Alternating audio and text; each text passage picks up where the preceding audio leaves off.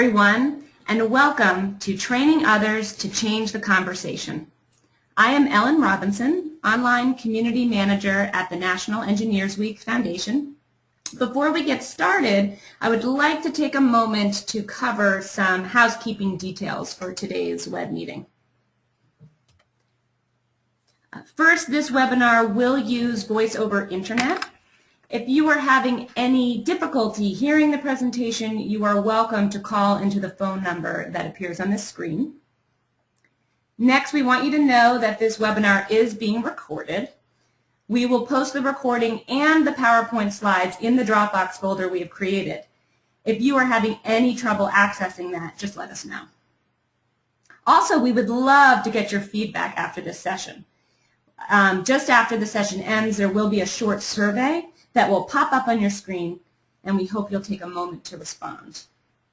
We also want you to know that we welcome your questions. While your microphones have been muted for audio quality, there are two ways to ask questions throughout the presentation. One option is to type your questions in the question space in your webinar control panel. We will try to respond as they come in, but we'll be sure to cover them as we break for our mini Q&A sessions throughout the presentation. And the second way you can ask a question is to wait until we have one of those Q&A sessions, and then you can raise your hand by clicking on the hand icon to the left of your control panel. At that point, we will unmute you so that you can ask your question verbally. So without further ado, I would like to turn things over to our other presenter, Thea Saar. Thea, for those of you who don't know, is the Director of Programs at the National Engineers Week Foundation. Okay, take it away, Thea. Hi everyone, welcome to today's training. Thanks, Ellen. Let's play for a minute. If you all can hear me and are paying attention, everyone just do a hand raise. Let's test and see if you're paying attention to Ellen. Raise your hand. All right, David wins. He came up first. Brandy's had her hand raised for a while, so all right, good. It looks like everyone can raise their hands, and I assume you just click on it to unraise your hand.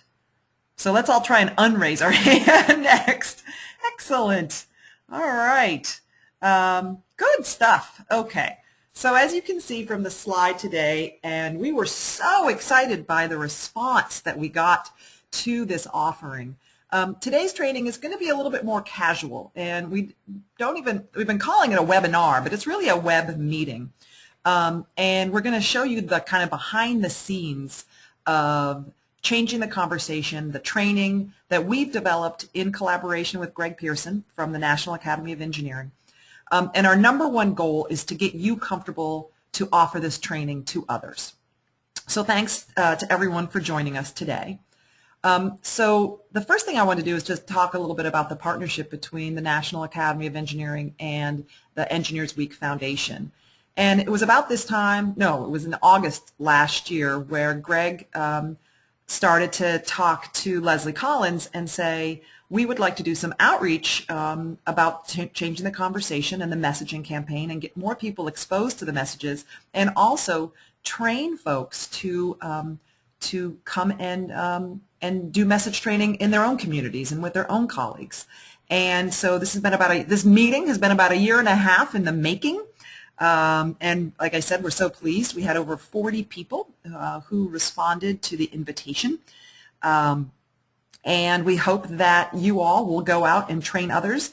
And the number one thing that we need, because the United Engineering Foundation has funded this work, is we need to hear from you what you're actually doing. So that survey that Ellen talked about and is on this slide will be an important part of our ability to report back. So the next things that we're going to do over the course of our time together is review the slides and other resources and how you can customize, and we're going to take questions throughout the session. And this next slide, and Ellen and I changed computers, so I'm on a PC and she's on a Mac. So if it's a little slow, it's my inability to use a PC. I'm no longer multi-platform. So the how to ask a question. Please, again, just feel free to raise your hand or type your question into the question box. And we're also going to experiment. We have about 25 people on, and we're going to experiment with unmuting and muting people so we can have verbal questions. And we'll see how that goes. And we know you all are in this for the, as as presenters to be, and I see a lot of experienced presenters in the crowd, we feel like we're in a safe place to test that technology. So I think I went backwards on my slide there. I'm going forwards. Okay. So now with this slide, I'm actually going to go into the slide notes section. So this is the part where I said you're going to see behind the scenes. This is it, man. You guys are all going to get to see our little notes to ourselves, what we think about and talk about when we are doing this presentation.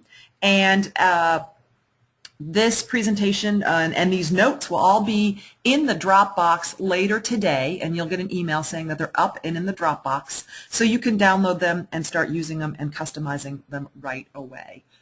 But the first thing that we want to talk to you about is this presentation can take anywhere from 45 minutes to an hour and a half, depending on how engaged your audience is and in what setting that you do it in. If it's a webinar setting or a that's easier to control the amount of time.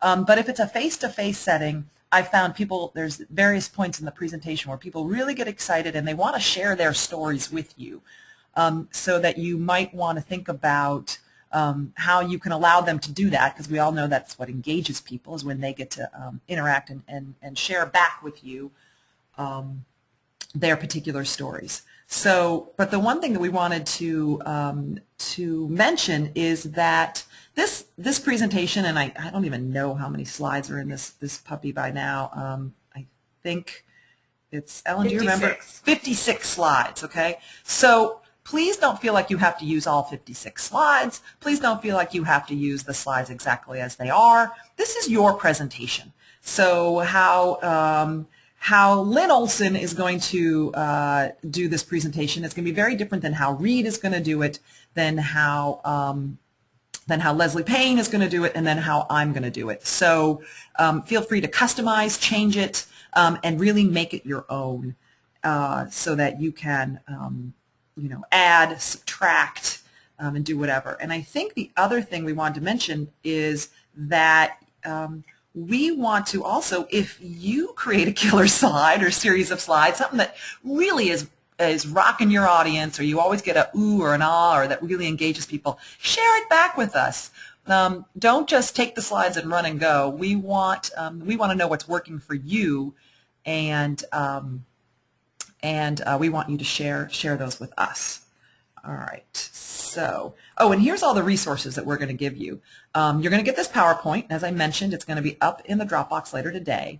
Already in the Dropbox is the CTC report, the executive summary, the Engineer Your Life report, the CTC tip sheet. It's a one-page tip sheet that you can distribute to the folks who come to your event, and we actually have pretty printed versions at National Engineers Week Foundation. So if you want, 10 to 15, 20 of those sheets, just shoot me an email at theosar@gmail.org, and we can get those to you. And if you really want to make sure you get those, send Ann Squire an email at EWeek, and she'll get them to you.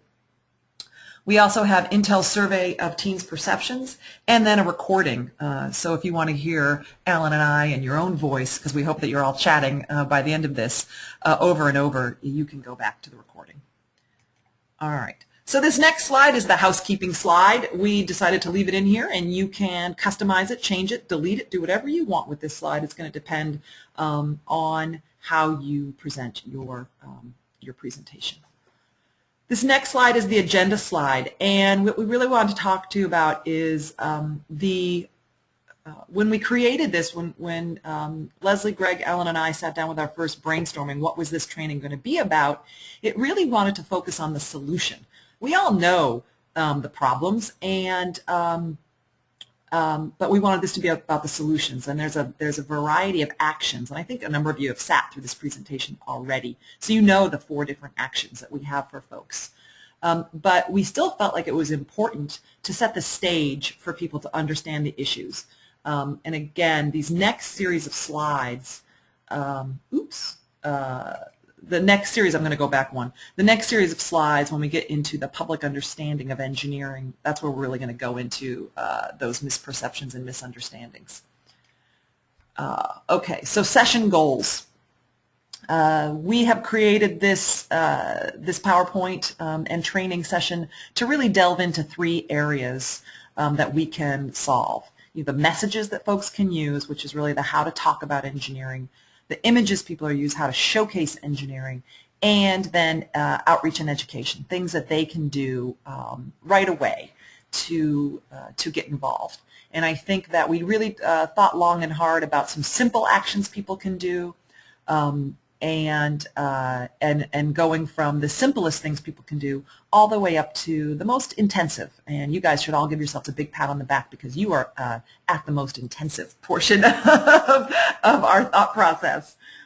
All right, so let's see. Here I go, clicking down. All right, so here we are. This is the first slide in the set of slides that really sets the stage about what people do or don't know about engineering. And this is a slide that I change quite a bit, actually, when I start to think about who my audience is, what they already know, what they don't know, what their point of view is, and I'll really take that into consideration when I think about this slide, because there's sometimes you just want to concentrate if you're talking to a group of teachers. Or parents, you might just want to talk about confusion between engineering and science and the lack of awareness about engineering. They're not necessarily as interested in the prestige of the profession being static. That's not really a goal for them. So I would encourage you just to think about who your audience is when you're looking and thinking about that slide.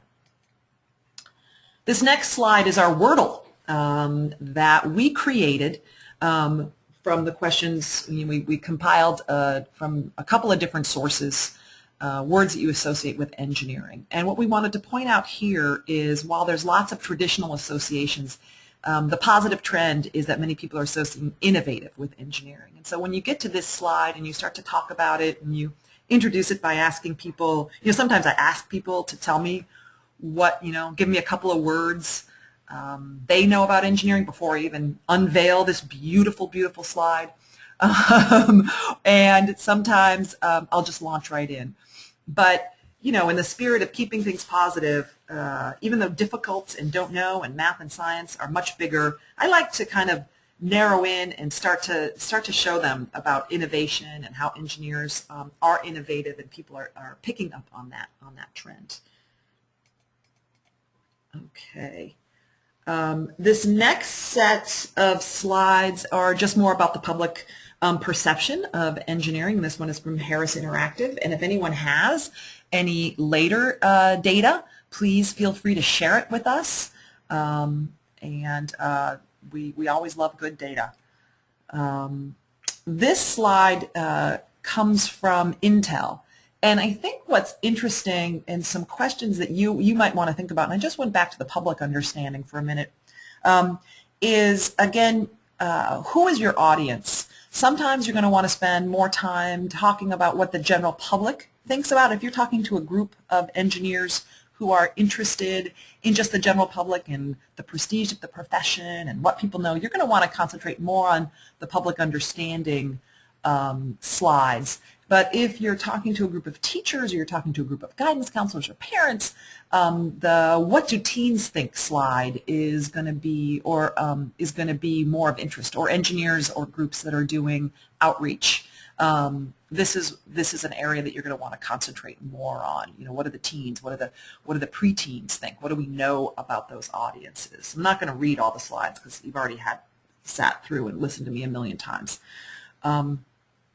This public understanding, what do high school girls think? This slide came from Engineer Your Life and the research that we did with high school girls back in, I think we did the research in 2007 or 2008. And what I always get asked when I do this slide is that a real quote? And it is. All the quotes in here, we didn't attribute them to anyone's name, but this is a real quote from a student and that was her perception of what engineers do.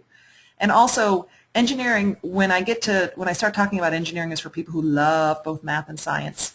I talk quite a bit about what love means to a high school girl and a middle school girl, because it means a different thing to them than it means to an adult.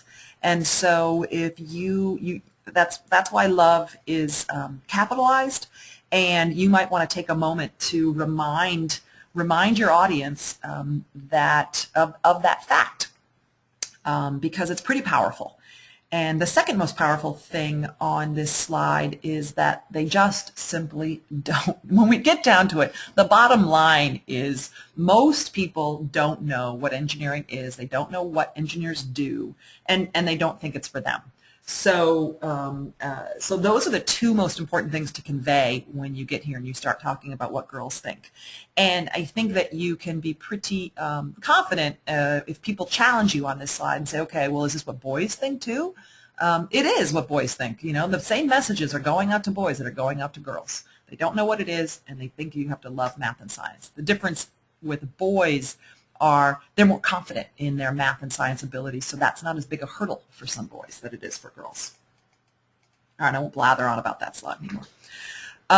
This next slide is really intended to talk about even the kids that are interested. There's still some hurdles there, and there's hurdles around the messages because our message, traditional message has been.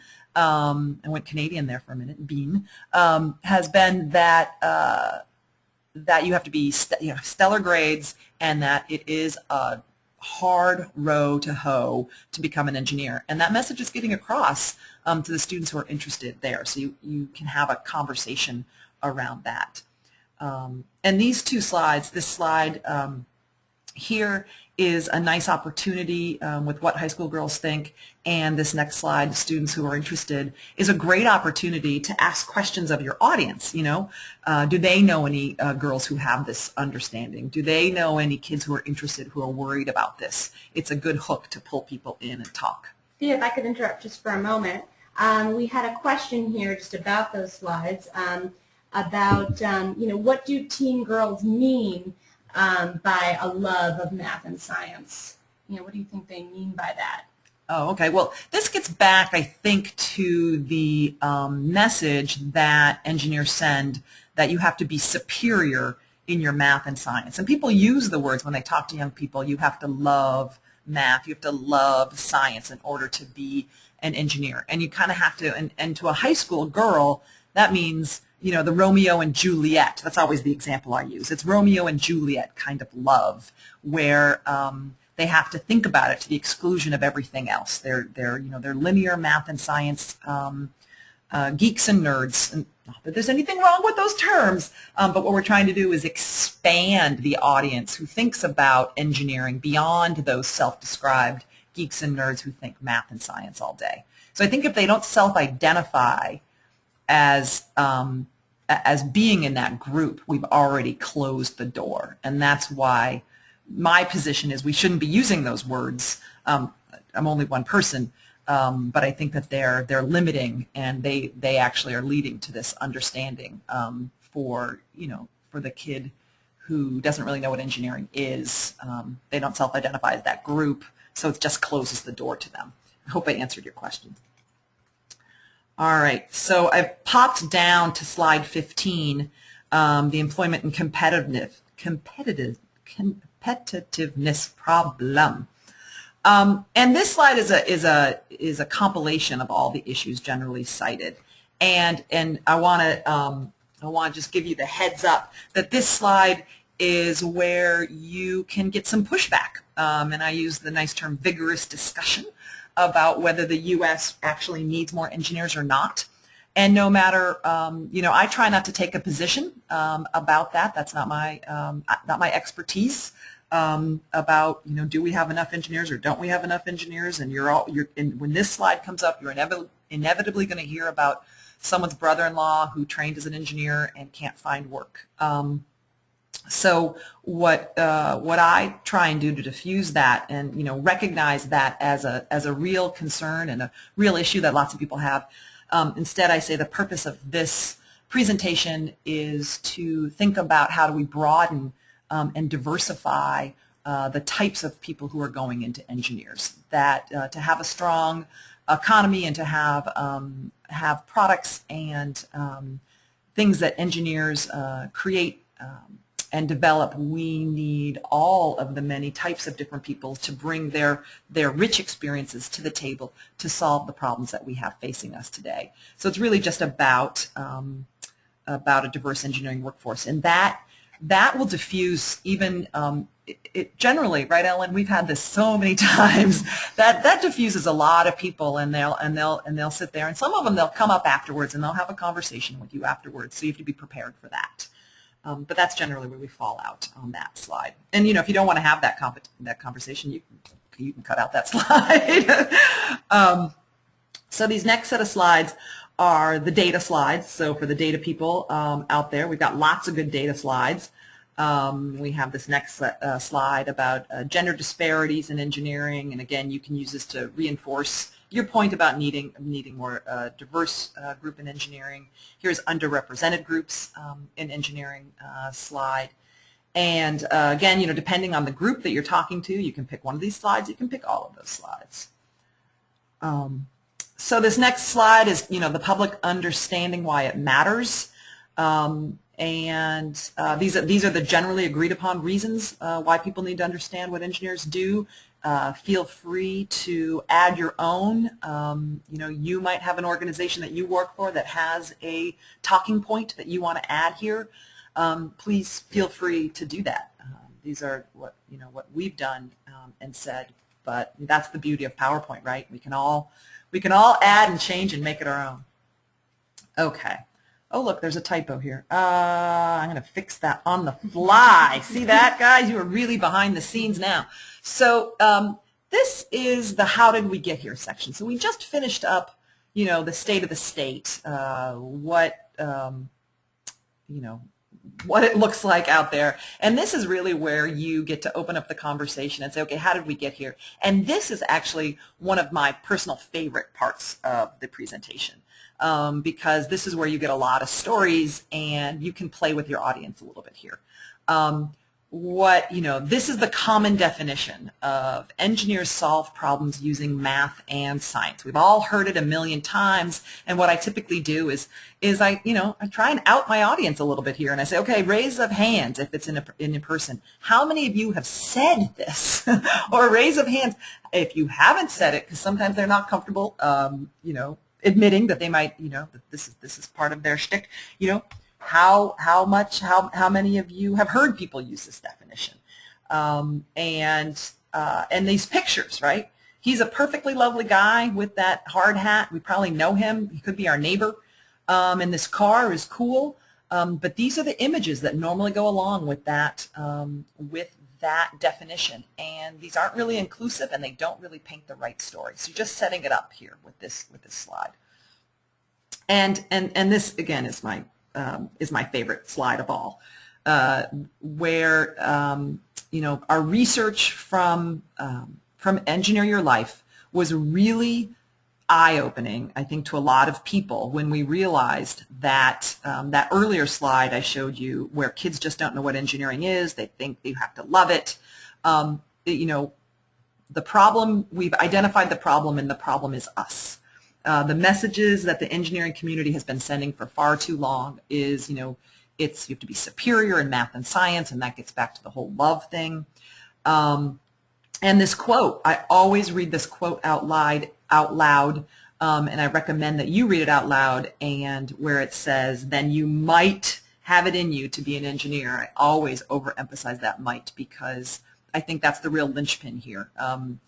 For those of you who know me and know me well, I call this slide the revenge of the nerd slides. There's a lot of engineers out there who feel like they've got this big badge. I'm an engineer. It was really hard, and I want everyone to know how hard it is and how hard I worked and how smart I am. And I don't want to take anything away from anyone in that opinion, but there's a lot of people who are really smart. There's a lot of people who work really hard, and if we actually tell people what we do and how it benefits them, people will get a lot more appreciation and love than if they tell people how hard it is.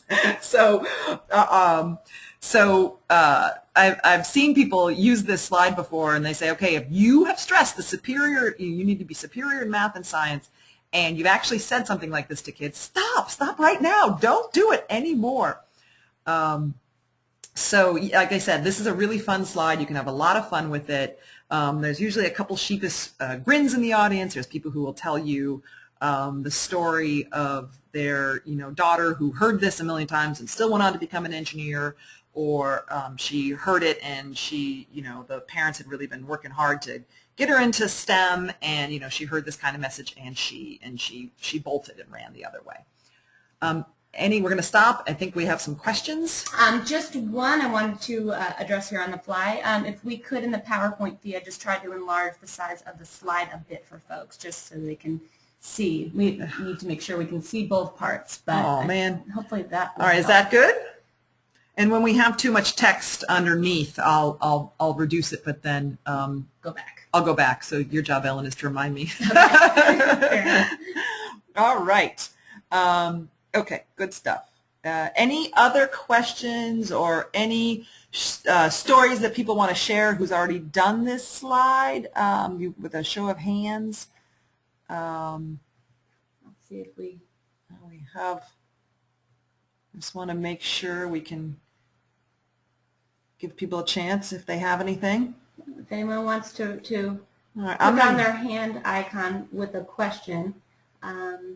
And I know we had a question from Donald Boyd that might be best voiced by Donald if he'd like to raise his hand and join, but no pressure. It's fine to decline as well.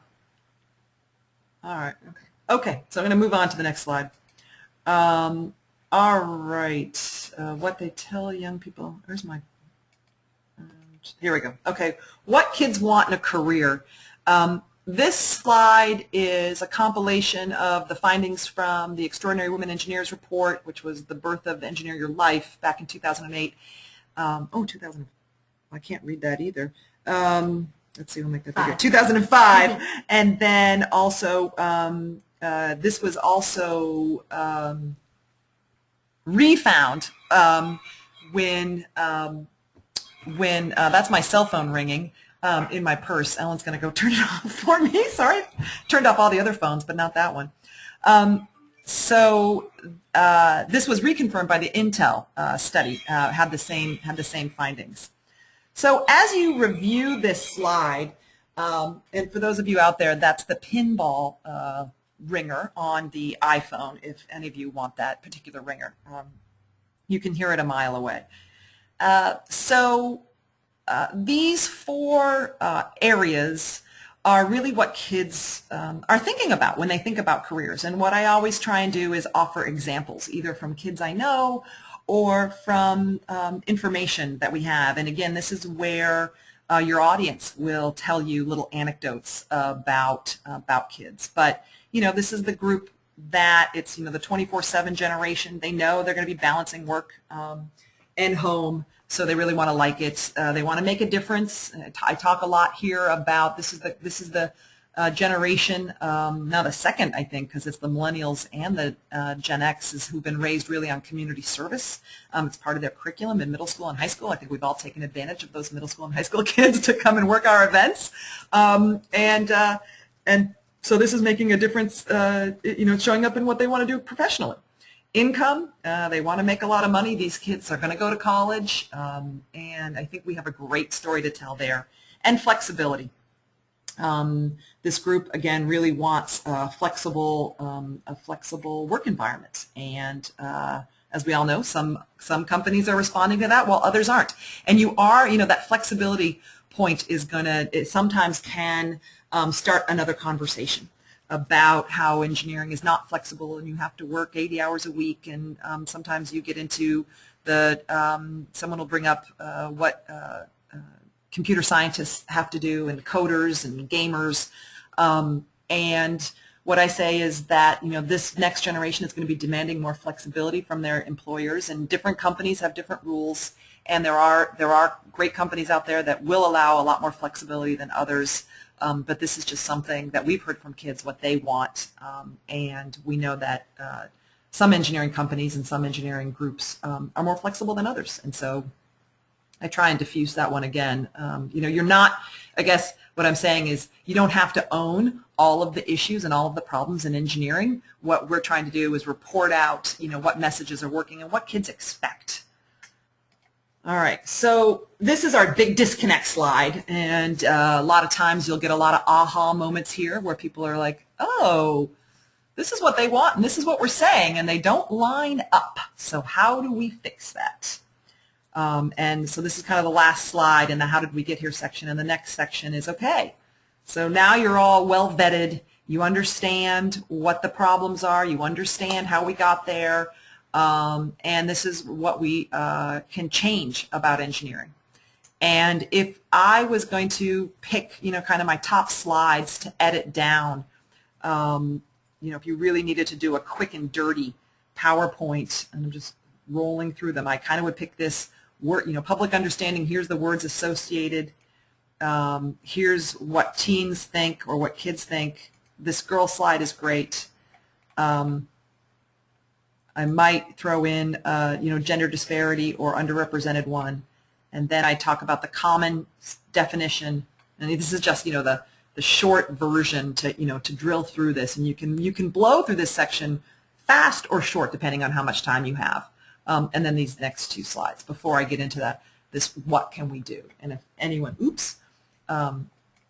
if anyone wants that again, we can kind of say here's our recommendations for shortening that section.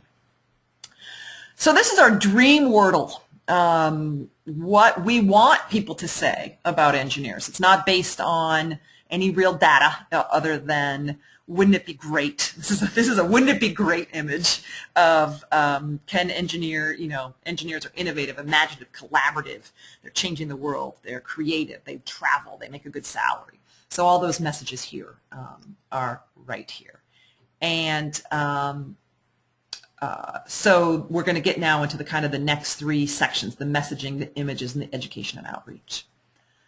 So as you all know, the NAE, with funding from the NSF, was able to develop a small number of messages and taglines to encourage public understanding, but also to kind of encourage a unified message that we could all be singing from the same hymn book.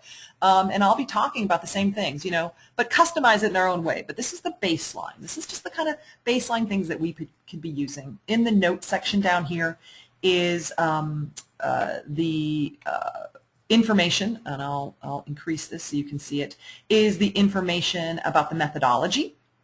Some people really want to know that and want to get more involved, and we have a link to the full report for you if that's important to the group you're presenting to. So these are the 4 top vote getters.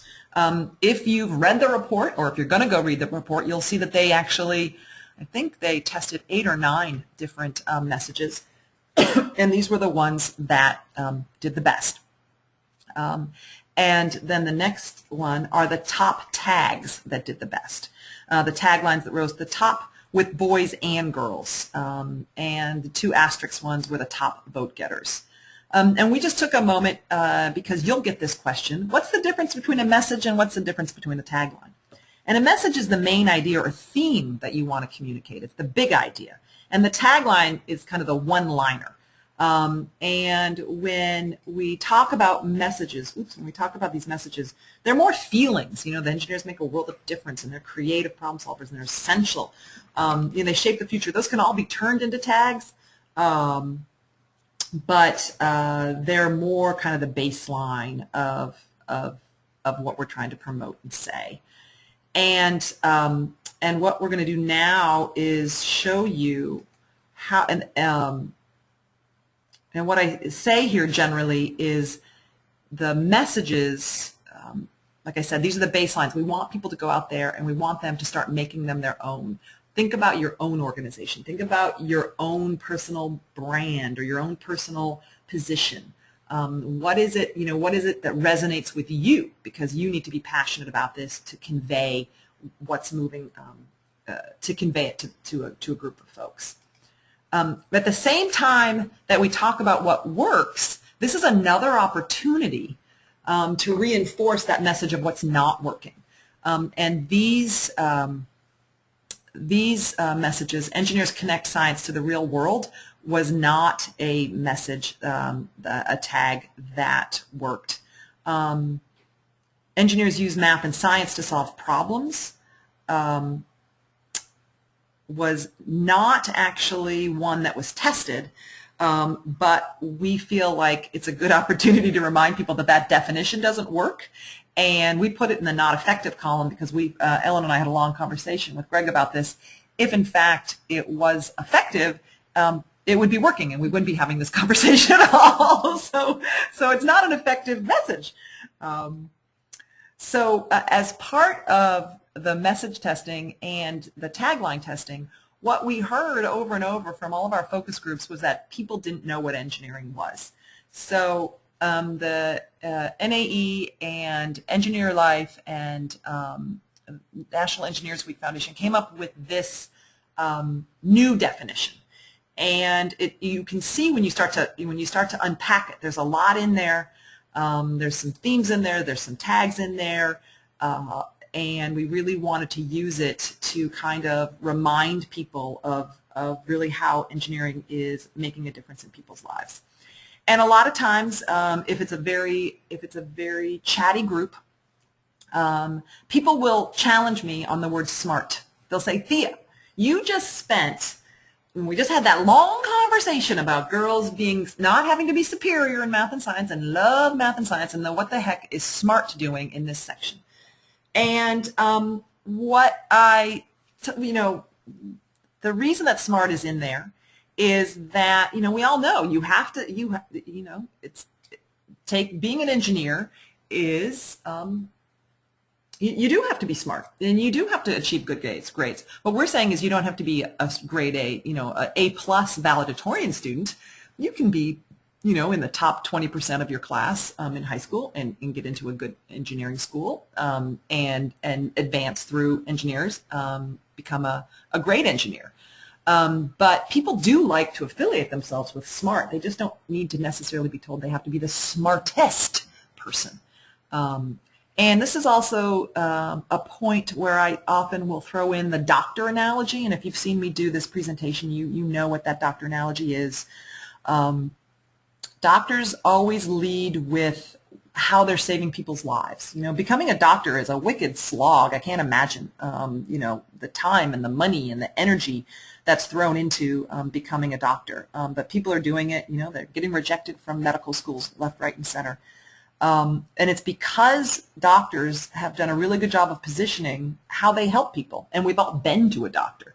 So if we can use this definition as a jumping off point to how your industry, your job, your work is making a difference in the world, I think we'll be able to do for engineering what how doctors talk about medicine has done for bringing more women into medicine.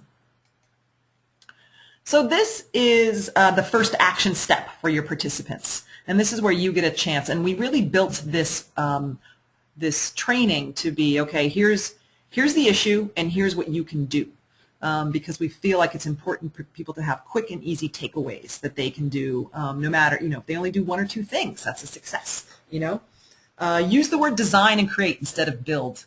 I know that engineers do build things, but where you can, if you soften that to design and create, you can attract a broader audience. You don't have to do it everywhere. I don't use it everywhere, but I do try and interchange those sometimes.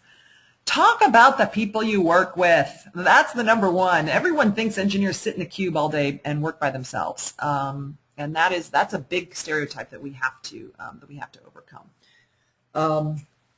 Tell people how your work or industry makes a difference and use these words. This is also where I'll get people asking me, but I don't know how to talk about my job. My job is boring. I don't even like my job anymore. You're going to get those people. So I talk about think about your industry. What is it, what does your company that you work for do? What's a product that they produce or a solution that they've come up with that has helped people and change something. And people are always like, oh, okay, yeah, I can talk about that. So, and here are the two small actions. Change your bio and use a tagline in your email signature line. And that might have to be for your personal email signature line, because some companies, Engineers Week, for example, our new tagline is Celebrate Awesome in our signature line. So, but it's part of a Celebrate Awesome. It's part of the theme. It's part of the messaging. Really celebrate all the wonderful things that engineers are doing. So these next series of slides are how people can customize the messages, because a lot of times people need help thinking about, not just told that they can customize, but what are some examples. So here's what Engineers Week did last year. Here's what Engineer Your Life did, where we created the 10 reasons to love engineering.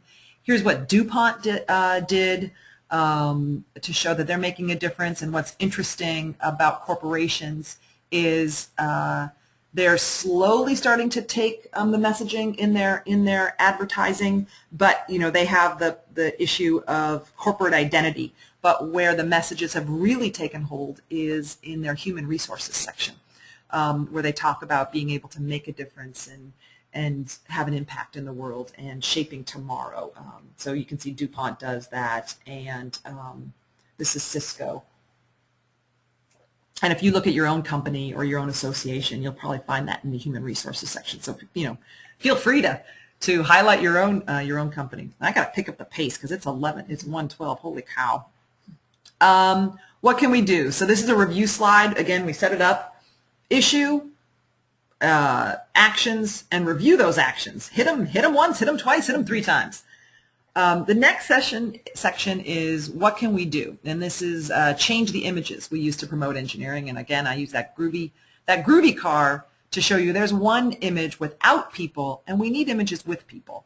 And we are really excited to report that the Engineers Week Foundation has just been awarded a grant to produce a photo library of copyright-free images that we're going to be able to make available to people to use in your presentations. And there'll be pictures that we hope that show more teamwork, have more people with kind of the products they're creating, and we need to get clever and think of what those images should be. So if anyone has any suggestions, please put them in the questions or raise your hand and tell me what you'd like to see.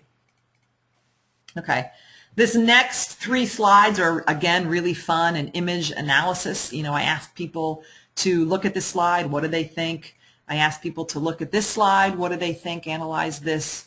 And then and the backstory here is both images are for the same event, just a different year apart. They have turned dreams into reality. They have the messages there.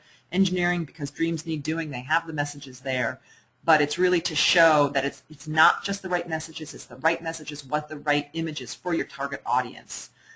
Because when you look, it was the same event hosted around the same time, just 1 year apart. They didn't change anything except the flyer. And they had over 100 girls attend. So the takeaway here is really to test your materials with your target audience. Because whenever I show people this slide, not all, but a lot of people really like this because they're used to seeing it. This is what they think about what engineering should look like. And this one takes them a little bit by surprise because they're like, hey, she's playing the guitar. She's looking like she's having fun. She's not being very studious. But then you show them these numbers and they're like, oh, it's not about me. It's about the kids, about getting the kids to the event so I can expose them and show them what engineering is. So again, here's your review slide and your action slide. And then the next one is adding effective messaging, incorporating the messages to add context to activities. And this for me was a personal aha moment a number of years ago on Design Squad when I was evaluating our activity guidebooks and found that kids were understanding the design process when they were doing our activities, and they were understanding, they were learning to apply math and science, but they still weren't understanding what engineers were doing. And I realized that our activities fall short because they don't incorporate the messages. They don't talk about, they don't say this, by doing this activity, you're doing this activity, A, to learn the design process and to apply math and science, but you're also doing it for a reason. You are gaining an understanding if you add that social context to the activity, you know, whether there's a social context, a societal issue that's being addressed or a client that's being helped, you can reinforce that link. And this next slide is a good example of that. Harmless Holder, where it's an activity from Design Squad where we decided that kids had to invent a holder for cans that was animal safe and environmentally friendly. And we read them a story at the beginning about how soda holders, the old-fashioned plastic six-pack holders, are ending up in the stomachs of fish and choking birds, and what can you do so that you can still conveniently carry your soda, because we're not telling people they can't drink juice or soda or beer, but how can you carry it? And once we did that, and just adding that simple backstory to it, kids started to make linkages to the idea that engineers are making the world a better place. They're solving problems. They're solving problems that affect me. It's very personal. A lot of times people don't have that personal relationship with engineering.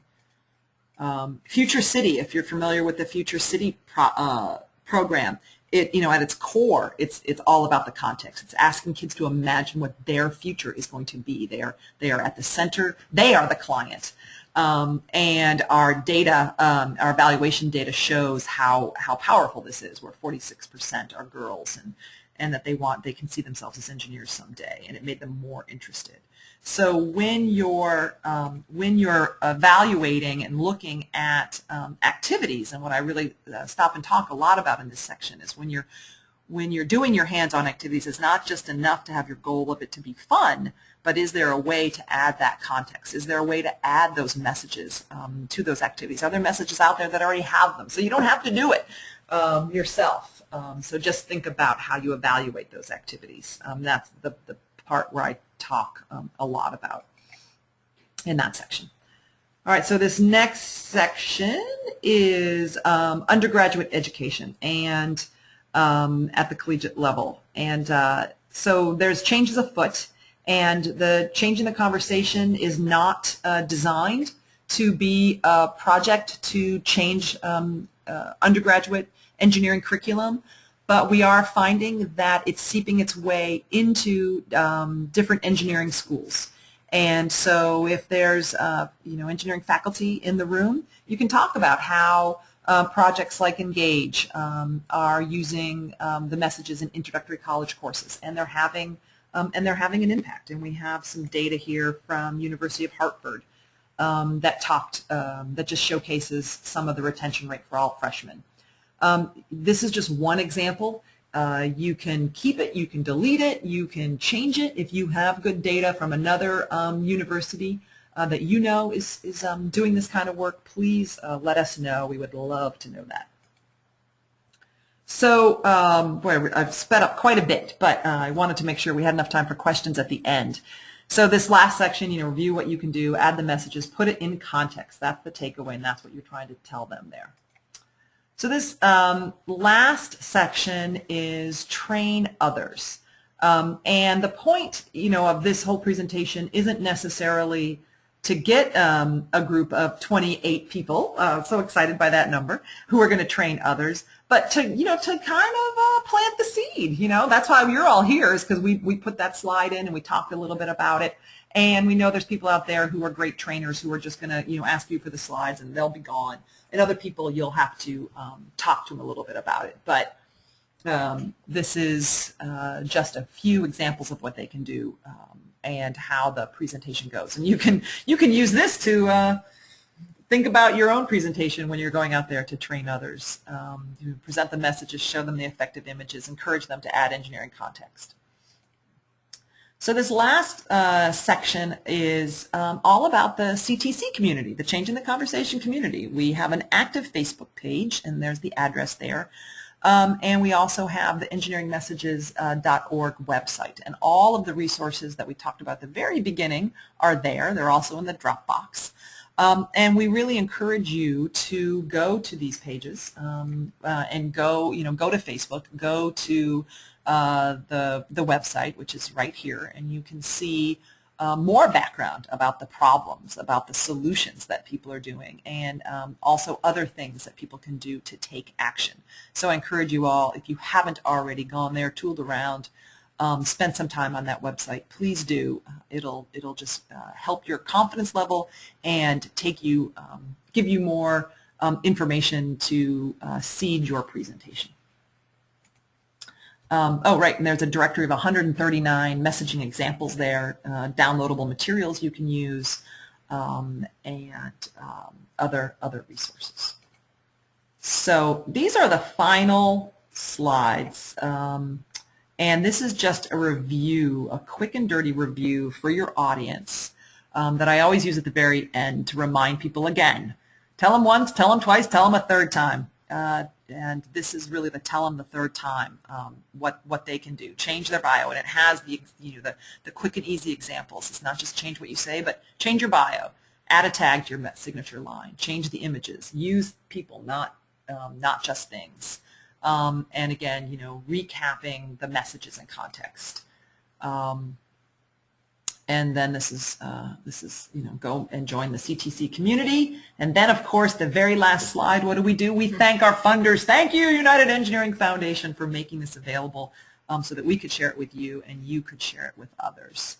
So I'm going to take a sip of tea. And Ellen, do we have questions? We do. We've had some great questions that have come in, and I've actually been interacting with a couple of folks and encouraging them, if they want to raise their hand, I'd be happy to unmute them, because there are points that they might want to make themselves instead of me reading their questions aloud. I think, yeah, it looks like Donald Voigt. And so, Donald, I'm going to try to unmute you. We'll see how this goes. Okay. Here you, Mitra. Donald? Hello. Yes, hi. Hi. Hi. First of all, what a wonderful presentation, and just very excited about all the tools you've given us here. I do have a basic question, and I think maybe a lot of us miss the point, and maybe you as well, because you're so enmeshed amongst engineers. But I work amongst engineers. I work with manufacturers, cities, contractors, and I can tell you, working with all these people every day on engineering issues, I have no idea who's an engineer and who's not. And the reason is, unlike accountants who put CPA after their name or attorneys who put ESQ after their name, engineers in this country, and this is pretty unique to the USA. If you go to Canada, if you're an engineer, you always put Bachelor of Science, Mechanical Engineering, or whatever on your business card. Here in the United States, no one does that. And I have no idea why not. I think we're afraid of elitism. But I think this is a major issue, preventing people from having a common, unified identity for engineers. And it's unique to the USA. Well, that's a great point. I haven't actually, stand up and say I'm an engineer and put it on your put it on your business card, put it on your signature line. Well, unfortunately, the reality is that a lot of people put engineer on their business card, and they are not, and this is a problem. Yeah, we can't. The only thing we can police is whether they put PE, because that's our, the national NCWS is the co-chair of EWeek this year. So Ellen and I have learned a lot about PEs and FEs and licensure and how important that is. So it's unfortunately, if you know what percentage of engineers are PEs, it's less than 10%. So this is not going to work. You have to go back to putting BME or BSME or something other than PE. That'll never work with PE. That's good. I like that.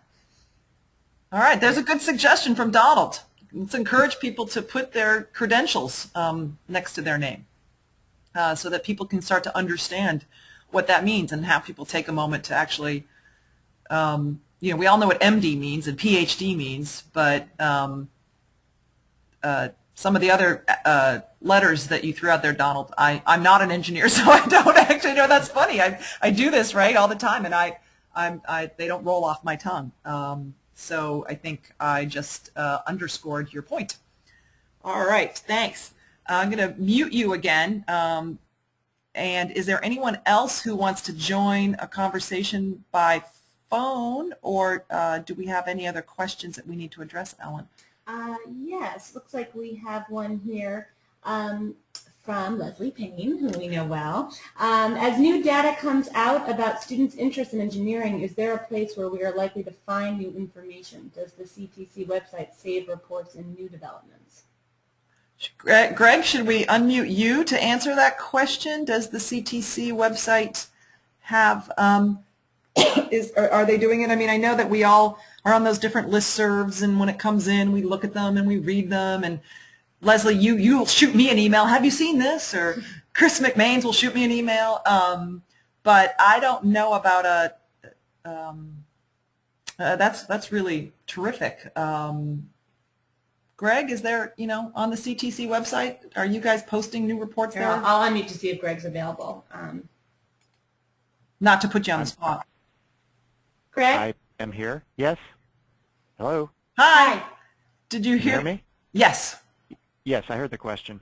It is a good point, and we don't have a dedicated spot for such information, but it wouldn't be hard to create, and I think we'd be happy to do it.